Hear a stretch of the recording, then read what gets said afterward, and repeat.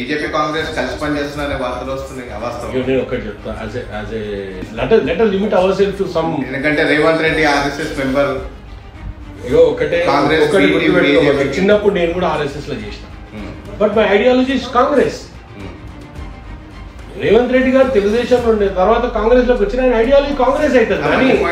తెలంగాణ ఎవరైతే తెలంగాణ పోరాడతారో వాళ్ళు కాల్ చేస్తాను గన్ను పట్టుకుని పోయినారంటారు రేవంత్ రెడ్డి. అలాంటి ఆయన ఈ రోజు మరి సీఎం అయితే మరి అదే అలాంటి ఆయననే కదా అసెంబ్లీలో కొట్లాడింది తెలంగాణ కోసము. ఆ రోజు ఏడికి పోయినరు, మరి అప్పుడు ఎందుకు పోతారు, ఇప్పుడు ఎందుకు కావాలంటే ఏంటిది తెలంగాణ గురించి తెలంగాణ గురించే కదా పోరాడింది. మాత్రము దేనికి ఆయన సెక్యూరిటీని కూడా ఆయన ప్రొటెక్ట్ చేసుకోవద్దా, ఆయన కూడా ఆయన సెక్యూరిటీ చేసుకోవద్దా, ఆయన సెక్యూరిటీ కోసం ఆయన సెక్యూరిటీ ఆయన చూసుకోవద్దు ఎవరైనా సరే. అరే ఇది మంచిగా ఉంది ఎందుకు ఆయన ఏం పట్టుకోలేదు గన్ను, ఆయన ఏం గన్ను పట్టుకోలేదు. ఆ రోజు సెక్యూరిటీ ఉంది అంతే. ఎంబడి కొత్త విషయాలు అవన్నీ ఎక్కడ ఉన్నాయి బ్రదర్? అవన్నీ ఫాల్స్, అన్ని ఫాల్స్, ఏఐ జనరేటెడ్ వీడియోస్ అవన్నీ కూడా. ఏ అయితే ఇప్పుడు వచ్చిందండి, అది అప్పుడెప్పుడు వీడియో కూడా క్రియేట్ చేస్తారు. ఇప్పుడున్న వీడియోలు అప్పుడు క్రియేట్ చేస్తారు. అంత నాలెడ్జ్ ఉందని నేను ఎందుకంట. ఆయన ఐటీ మినిస్టర్ గా he is the best IT minister. Might be IT minister, not a best. ఇన్ని కంపెనీస్ తీసుకొచ్చారంటే పునాదురాలు వేసినా కూడా ఇన్ని కంపెనీలు తీసుకొచ్చే దమ్ము అయితే కేటీఆర్ దగ్గర. అవును. Welcome to spot light media. Congress అధికారంలో రాగానే ఫస్ట్ గెలిచిన కార్పొరేటర్ మీరు. జూబ్లీస్ ఎలా ఉంది? జూబ్లీస్ ఉదయం నుంచి మీ స్వామి కూడా మాతో పాటు ఉన్నాడు. ప్రచారంలో అయితే మేము 100% ముందంజలో ఉన్నాం. బేసికల్గా పబ్లిక్లో అయితే మంచి రెస్పాన్స్ ఉంది. అంటే ఒక్కటే నాకు అర్థం కాదు ఏంటంటే పబ్లిక్లో ఒక ఫీలింగ్ అవుతుంది, యంగ్స్టర్ 4 కాలాల పాటు మనకు అందుబాటులో ఉండే వ్యక్తి. So Naveen will be a good candidate for Jubilee hills. And one thing I'm very sorry to say this, but Jubilee hills అనేది ఎక్కడ కనపడతలేదు ఇక్కడ. 10 సంవత్సరాలుగా మరి ఏం డెవలప్మెంట్ జరిగిందో నాకు తెలియదు. ఎక్కడ పోయినా కూడా ఇప్పుడు మేము రీసెంట్గా మేము వచ్చినాక స్టార్ట్ చేసిన రోడ్స్ కానీ, డ్రైన్స్ కానీ, ఓపెన్ నాలాస్ కానీ ఇవన్నీ కనపడుతున్నాయి. కానీ 10 సంవత్సరాల నుంచి జరిగిన డెవలప్మెంట్ ఏందో నాకేం అర్థం కాలేదు అసలు. అంటే జనరల్గా మేము హైదరాబాద్లో మేము ఎల్బీనగర్ ప్రాంతంలో ఉంటాం. సో మా డెవలప్మెంట్కి మేము చూసుకుంటే ఇక్కడ ఉన్న డెవలప్మెంట్కి జమీన్ ఆస్మాన్ ఫరక్ ఉంది. ఐ డోంట్ నో, అంటే దీన్ని ఎట్లా మానిటర్ చేసుకుంటారో వీళ్ళు ఎట్లా చేసిండ్రో నాకు అర్థం కాలేదు. కానీ 10 ఏళ్ళుగా అయితే శూన్యం. మీరు చెప్పడం అయితే ఇలా ఉంది, కానీ బీఆర్ఎస్ వర్గం మాత్రం కార్ జోరుకి కాంగ్రెస్ పరారు, రేవంత్ రెడ్డి పని అయిపోయింది, ఇంకా మాదే అధికారం, జూబ్లీహిల్స్ ఎలక్షన్సే కాదు జిహెచ్ఎంసీ ఎలక్షన్స్లో కూడా మేమే విజయం సాధిస్తామని చెప్పి బీఆర్ఎస్.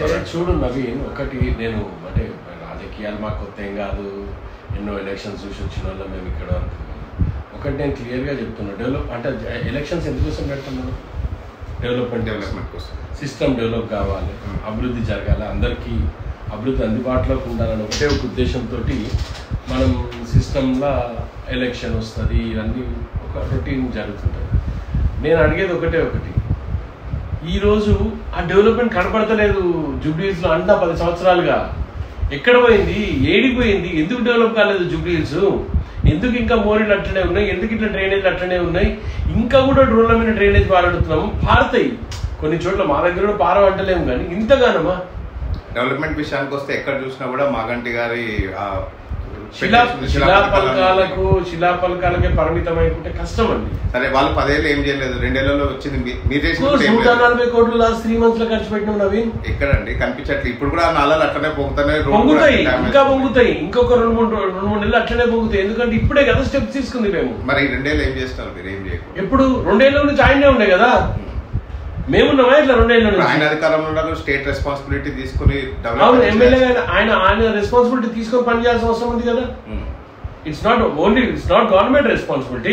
గవర్నమెంట్ దానికి మాకు పిటిషన్ వచ్చి ఇది చేయట్లేదు, ఇది కావాలండి, ఇది అవసరం ఉందని చెప్తే కదా చేసేది గవర్నమెంట్. మీరెట్లా మీ 10 ఏళ్లలో చేయించుకోలేకపోయినారు? మేము వచ్చిన తర్వాత ముందుకు వచ్చేసరికి ఇదంతా అవసరం ఉందని చెప్తే ఖచ్చితంగా మా రేవంత్ రెడ్డి గారు ముందుకు వచ్చి మున్సిపల్ అడ్మినిస్ట్రేషన్ మినిస్టర్ గా ఆయన బాధ్యతగా చేస్తుండే. నేను ఒకటే అడుగుతా కేటీఆర్ గారిని, ఎస్ఎన్డిపి, ఎస్ఆర్డిపి, సిఆర్ఎంపి అని 2-3 ప్రాజెక్టుల పేరుతోటి హైదరాబాద్లో, గ్రేటర్ హైదరాబాద్లో జిహెచ్ఎంసీ ఆధ్వర్యంలో కొన్ని ప్రాజెక్ట్స్ మనం తలపెట్టినాం, కాదనట్లేదు. ఎస్, ఒక కార్పొరేటర్గా నేను కూడా ఒప్పుకుంటా. కానీ why Jubilee Hills were neglected? Jubilees లో ఈ ప్రాజెక్ట్స్ ఎందుకు తీసుకురాలేదు? Where is SRMP, CRMP, where is SNDP, where is SRDP? ఈ ప్రాజెక్ట్స్ అన్ని జూబ్లీస్ ఎందుకు లేవు? మీరు చెప్పేది ఎలా ఉందనంటే మీరు వచ్చి రోడ్లు బాగా చేస్తాం, డ్రైనేజ్ బాగా చేస్తామంటే మాగంటి వచ్చి మీ చేతులు పట్టేసుకున్నట్టు ఉంది. ఆయన ఆపినా కూడా గవర్నమెంట్ నుంచి అయితే పవర్స్ ఉంటాయి, మీరు చేయాలనుకుంటే నిజంగా గుర్తుపెట్టుకో. మా కార్పొరేటర్ రహమత్ నగర్ కార్పొరేటర్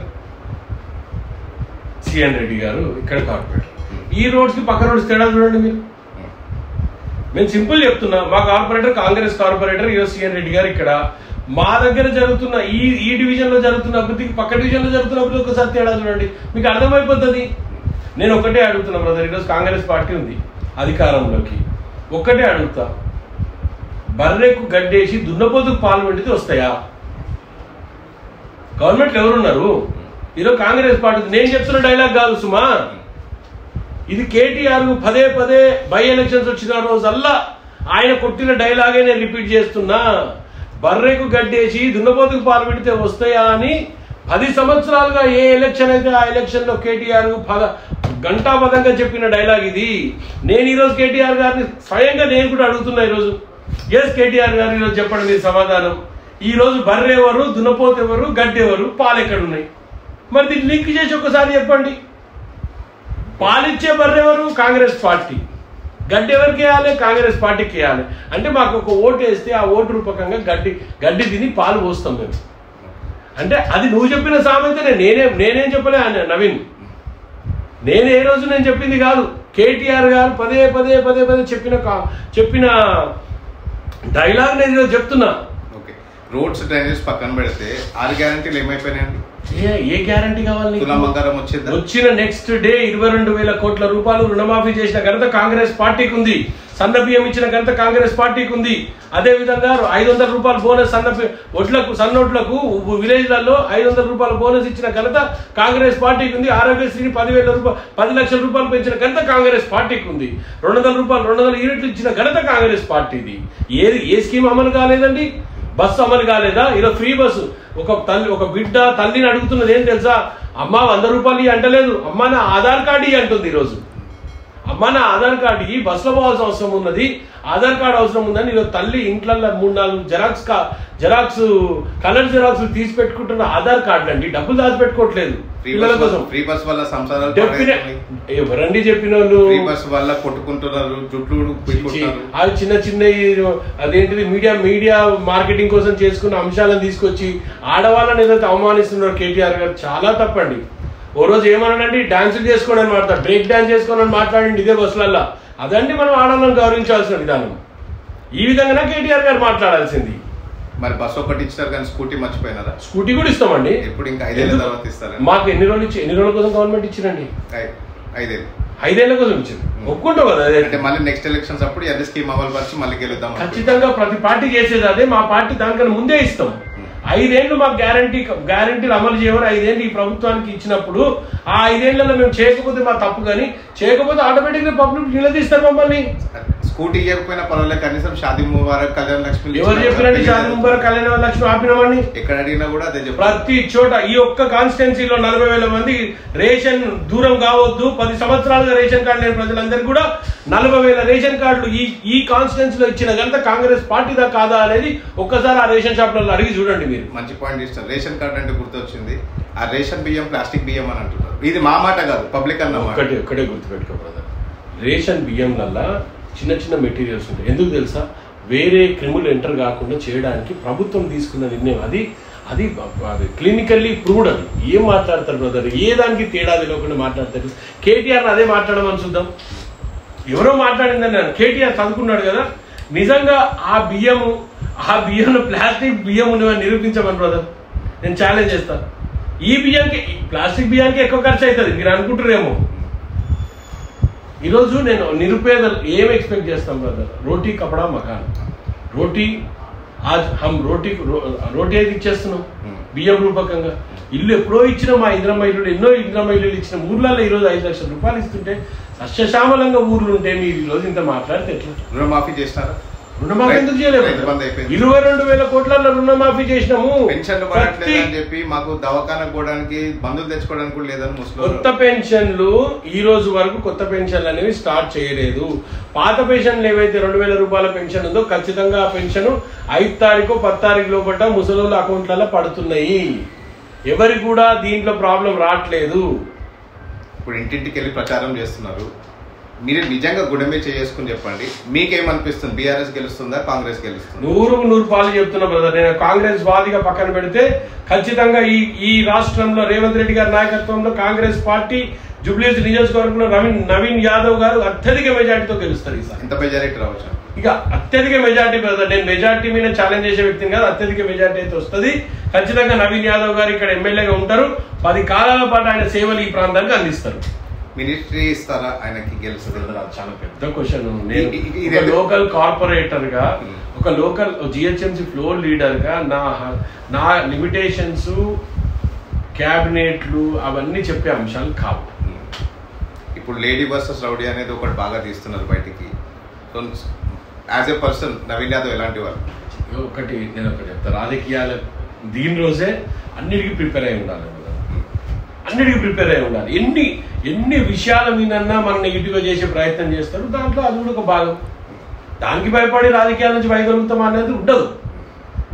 ఈరోజు ఒక లేడీగా ఆమెను గౌరవించాల్సిన బాధ్యత ఒక పార్టీగానే కాదు, ఒక హ్యూమన్ బీయింగ్గా మాకుంది. ఎస్, వాళ్ళ భర్తను గొడవపెట్టుకున్న లేడీ ఖచ్చితంగా మాకు కూడా సానుభూతి ఉంటుంది, కాదనట్లేదు. బట్ ఈరోజు ఎలక్షన్ జరుగుతుంది. సెలక్షన్ ఆఫ్ వర్క్స్ పైన, సెలక్షన్ ఆఫ్ డెవలప్మెంట్ పైన జరగాలి ఎలక్షన్ తప్ప ఇవన్నీ అంటే నేను ఒకటైతే ఖచ్చితంగా చెప్తా. చూడాలి, మనిషిని నెగిటివ్గా చూపించాలని 100 కారణాలు తీసుకొస్తాను ముందుకి.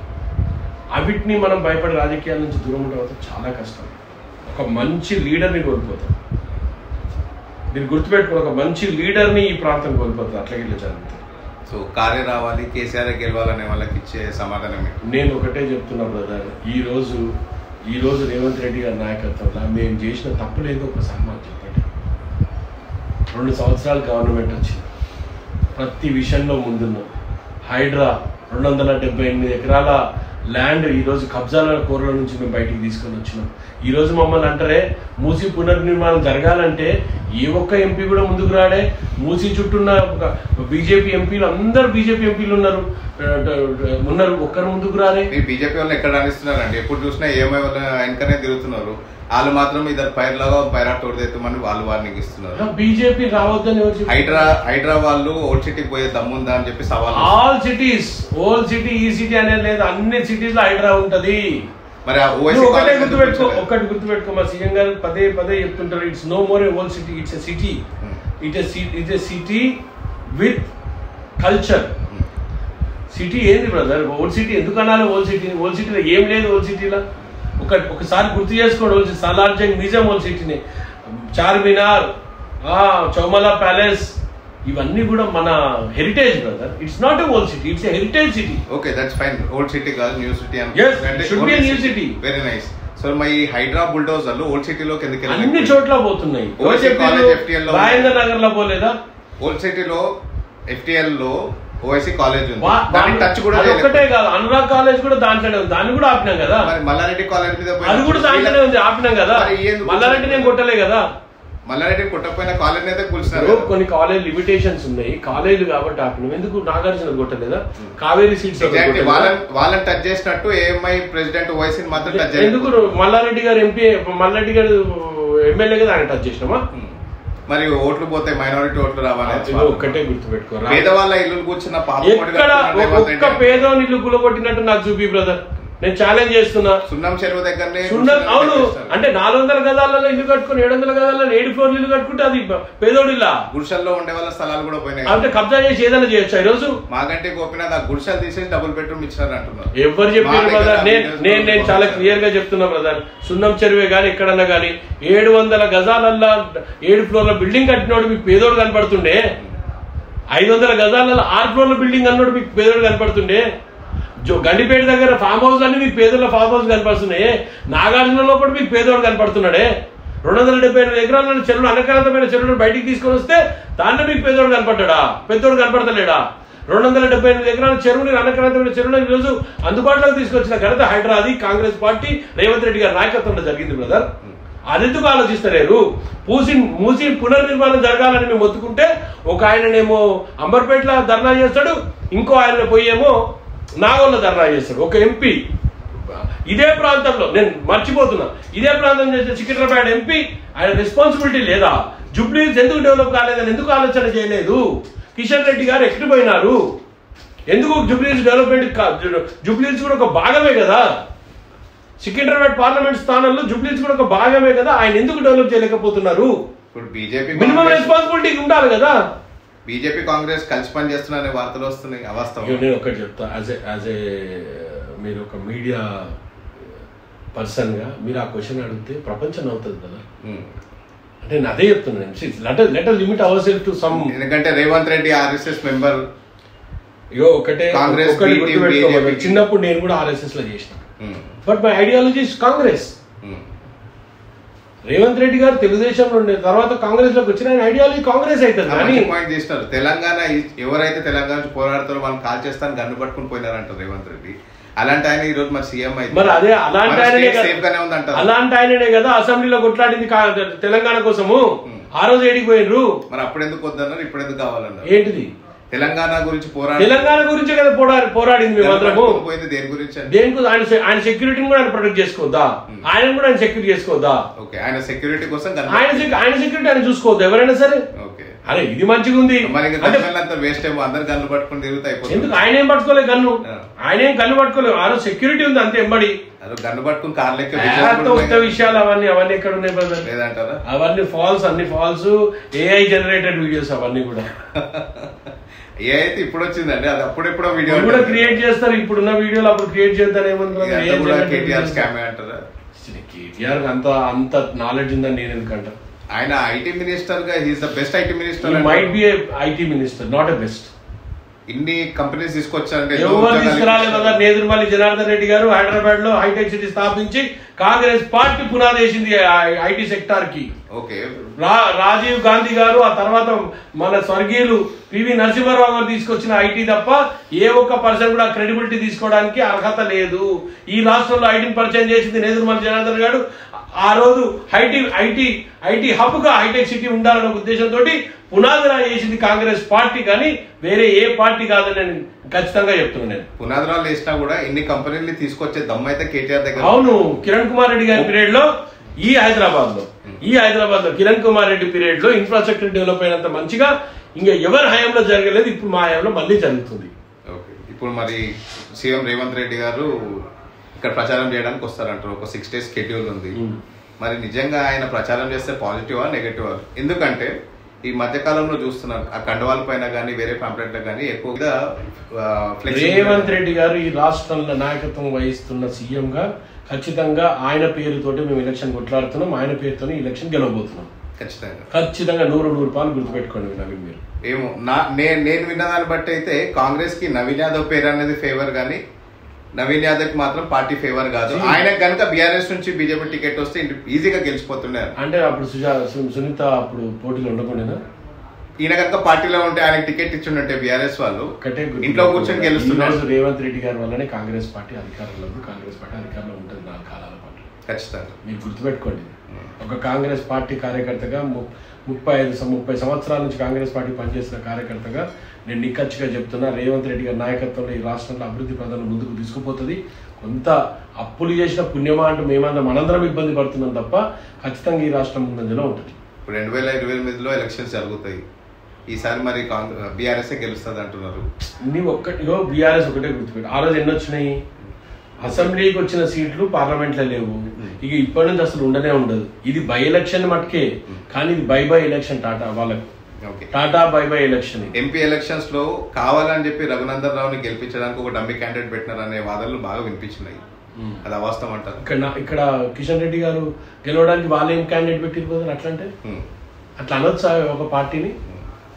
ఇక్కడ కిషన్ రెడ్డి గారు గెలవడానికి మీరు ఏ క్యాండిడేట్ ని పెట్టి 18 ఓట్లు పడతాయా? 18 ఓట్లు పడతాయా బీఆర్ఎస్ కి?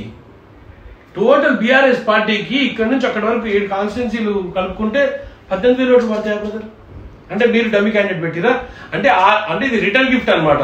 ఆ రోజు కిషన్ రెడ్డికి సపోర్ట్ చేసినాం, ఈ రోజు మాకు సపోర్ట్ చేయండి అని రిటర్న్ గిఫ్ట్ తీసుకుంటారు మీరు. అంతగానే ఏం లేదు కదా. ఆ రోజు కిషన్ రెడ్డి గారి సపోర్ట్ గా బీఆర్ఎస్ పనిచేసింది, ఈ రోజు బీఆర్ఎస్ సపోర్ట్ గా బీజేపీ పనిచేస్తుంది. It's very clear. BRS BJP కలిసి పనిచేస్తున్నట్టు అరే క్రిస్టల్ క్లియర్ కదా.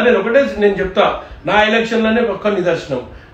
నేను ఎలక్షన్ కొట్లాడినప్పుడు ఇదే రామచంద్రరావు గారు బీజేపీ టీఆర్ఎస్ ఇద్దరు కలిసి పోటీ చేసినారు నా పైన ఇద్దరు కలిసి పోటీ చేసి బై ఎలక్షన్. అప్పుడు కూడా బై ఎలక్షన్.